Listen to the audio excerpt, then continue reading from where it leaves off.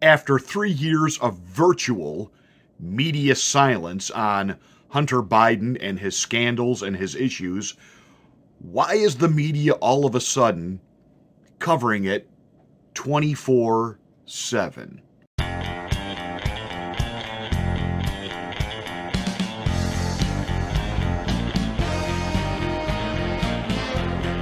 Hi, this is Pastor Marty. Welcome to the Afternoon Drive. Make sure you're a subscriber to the channel, then smack the bell and click the word all to get notification of my rants. Please like and share this video so that we can get the word out that we're here and build our algorithm. Welcome to the Afternoon Drive. Hey, remember when Obama Biden was campaigning to be the president? Well, when he occasionally left his basement to actually do a little campaigning, and he would be asked about his son Hunter, and he denied up and down that there was any problems, didn't know anything about his business dealings, and it was all something cooked up by Donald Trump and the Republicans, and even the intel community came forward about the laptop and said it was nothing more than Russian disinformation. Remember the good old days? Questions and controversy continues today about Hunter Biden, your son's there is no controversy about my son. Dealings. It's all a lie. It's a flat lie because the president has nothing else to run on. Well, of course, the media had to begin begrudgingly at first reporting that, yes, the laptop was in fact Hunter's. Yes, he had this serious crack addiction, and for some strange reason, foreign governments wanted to give him millions of dollars for the expertise that he didn't have in anything. And they just tried to quietly fluff it off as, hey, it's what the sons of famous, influential, whether they be business tycoons or, in this case, Vice President of the United States, it's how the ne'er-do-well sons make a living, promising that if you give them money, they can make sure that the old man does something for you. You know, influence peddling. But hey, everybody does it. Nothing really comes of it, and there's no problem with our national security. But now all of a sudden, the media is beginning to sing a different song. We've got the evidence that Obama Biden did, in fact, use his influence in the Ukraine with Burisma to make sure that the prosecutor that was going after Burisma, Hunter Biden, was sitting on the board as an advisor at $50K a month, knowing absolutely nothing about European fuel, European energy, European whatever, was the big guy. Joe Biden getting a cut of that. Was Hunter simply the cash mule? And then, of course, you know, Joe Obama arrogantly admitted, yeah, I went over there and I made them fire the prosecutor. I had gotten a commitment from Poroshenko. They would take action against the state prosecutor, and they didn't. I said, I'm telling you, you're not getting $1 billion. I said, you're not getting $1 billion. I'm going to be leaving here. And I think it was, 6 hours? I looked, I said, I'm leaving in 6 hours. If the prosecutor's not fired, you're not getting the money. Oh, son of a got fired. And just a simple connecting of the dots, we knew exactly what that meant. And now that we see billions atop of billions of dollars being funneled directly into Ukraine for a proxy war with Russia, and our own CIA attempting a coup in Russia that failed and backfired big time. Of course, the media's not spinning it that way. Oh, Putin's in trouble. Putin's in trouble. No, the CIA went over there and tried to pull off a coup and make it look Russian, make it look, you know, generic, grassroots type of thing, and it's not. It's, once again, the Americans interfering into a sovereign nation. Funny, though, they wanted to accuse that same sovereign nation of interfering in our election, and we feign this holier than thou. How dare any other nation stick its nose into what we do, but we somehow feel perfectly justified in being in everybody else's business. Is that really what the framers of our Constitution were talking about?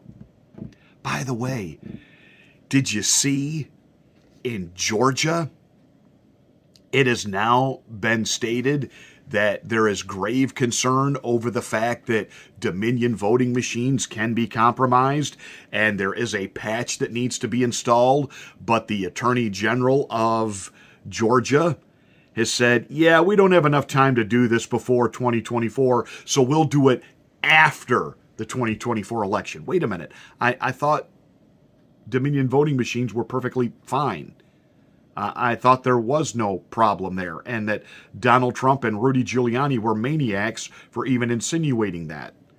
And now it has been stated, yeah, there actually was a problem in 2022 during the midterms, but of course that's how the Attorney General got himself reelected, because he's a never-Trumper.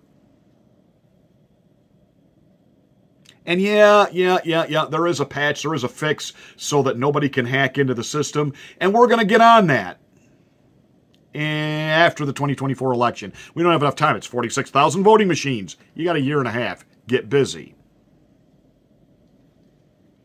What's the difference between a conspiracy theory and the truth? About a year. About a year. Look at all the stuff we're finding out now about Fauci, masks, love potion number 9.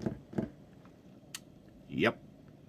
And now the media is doing its job on Hunter Biden. They've been all over that WhatsApp conversation. I am sitting here with my father, and we would like to understand why the commitment made has not been fulfilled. Tell the director that I would like to resolve this now before it gets out of hand, and now means tonight. And Z, if I get a call or a text from anyone involved in this other than you, Zhang, or the chairman, I will make certain that between the man sitting next to me and every person he knows, and my ability to forever hold a grudge, that you will regret not following my direction. I am sitting here waiting for the call with my father. So they want this Chinese Communist Party official to call them about the commitment made but not yet fulfilled. And if he doesn't get it, he's going to make certain that Joe Biden and everyone he knows will ensure that the Chinese regret not following Hunter's orders. So what does all this mean now that ABC, NBC, CBS, PMS, NBC,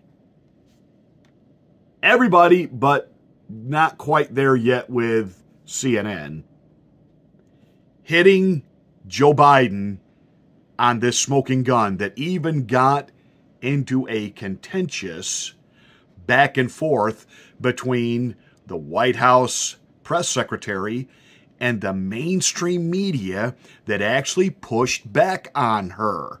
And secondly, the president invited his son Hunter to the state dinner last night. I'm wondering if you could take us into the thinking and decision-making of why the president decided to invite I'm just not going to get into family discussion, personal family discussion. As you know, Hunter is his son. I'm just not going to get into it. Let me ask you this. If Hunter Biden wasn't the president's son, would he have invited someone who had just reached a plea agreement with federal prosecutors 2 days earlier? A couple of things. Again, that's his son. He's a family member. It is not uncommon for family members to attend events at the White House. You could look at past presidents. I'm sure you have.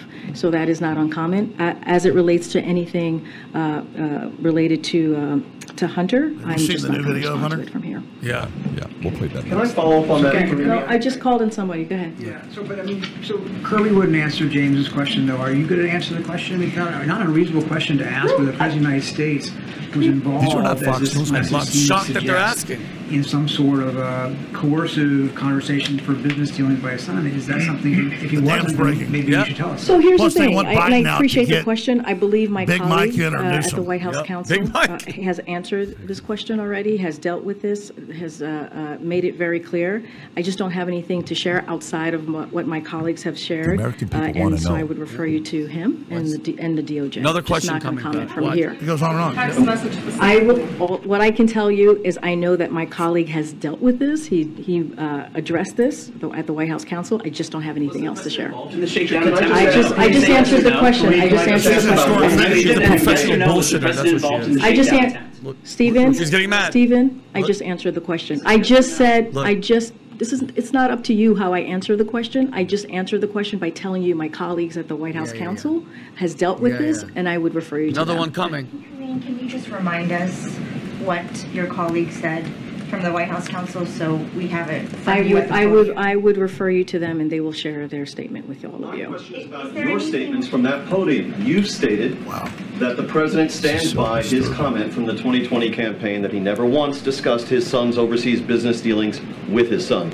And you stood at that podium and you reaffirmed that. Do you stand by your reaffirmation? What I will say is nothing has changed. Nothing has changed. And I will leave it there. Anything else, I will refer you to the White House counsel. They're asking the right question. Wait, I just answered the question. You just asked me, does my statement change? I just told you nothing has changed. No wonder That's people answering trust your the question. White House. Another one coming. Go ahead. The president was there 2 days Go ahead, prior. Stephen. Look, Stephen. I'm calling on your colleague right now. Go Yo, ahead. thank you for Thank your... you. To follow up on my colleague, is there anything that you can say with regard to No matter who she goes this to, they won't text stop. message and what the president's son was alleging? Was the president there or not? I would refer you to my colleague. at the Yeah, White House zero. counsel. They No have addressed this, credibility. and I refer you to them. It means the signal is being given from the powers that be, Barack Obama, and the powers within the DNC. Joe Biden, you got to go. I think he's been told he's got to go. I think he has somehow gotten it into his own head to be a little bit defiant. I think Joe Biden and others are saying, no, you got to stay. You got to stay. You got to stay. Take on Trump. Take him down. And they're now sending clear signals. You're going to go, or we're going to fillet your son. He's corrupt, you're corrupt, and we'll gloss this over, and it'll go away when you go away. You won't go away. Well, then you're forcing us that before we deal with Trump, we now got to deal with you. And Gavin Newsom, the American psycho, is waiting in the wings to be the nominee. But there is no real me, only an entity, something illusory. And though I can hide my cold gaze, and you can shake my hand and feel flesh gripping yours, and maybe you can even sense our lifestyles are probably comparable, I simply am not there. This is exactly what's going on. Gavin Newsom and Barack Obama have struck a deal. Obama believes he can now work with Gavin because Joe Biden is nothing more than Barack Obama's third term. And Obama said, hey, I would love to continue being president if I just didn't have to be the guy going out there every day, if I could find somebody to do it for me. You know now, do you wish like you had a third term? Be right back. 2 seconds. Yeah. And I used to say, you know what, if I could make an arrangement where I had a stand-in, a front man or front woman, and they had an earpiece in, and I was just in my basement in my sweats looking through the stuff, and then I could sort of deliver the lines, but somebody else was doing all the talking and ceremony. I'd be fine with that. Bum, ba-dum, bum. Bum, ba-dum, bum, bum. And now Gavin Newsom, who can lie and smile and has got the look of a leading Hollywood man, he knows that his state is an absolute toilet dumpster fire. And he created it. Yet with a straight face, he goes on Sean Hannity and says, I've got the best GDP in the nation. And Hannity sits there like a schmuck and pushes back on none of it. I've already done an extended commentary on that. It's going to be Gavin Newsom. Biden's days are numbered. Mark it down.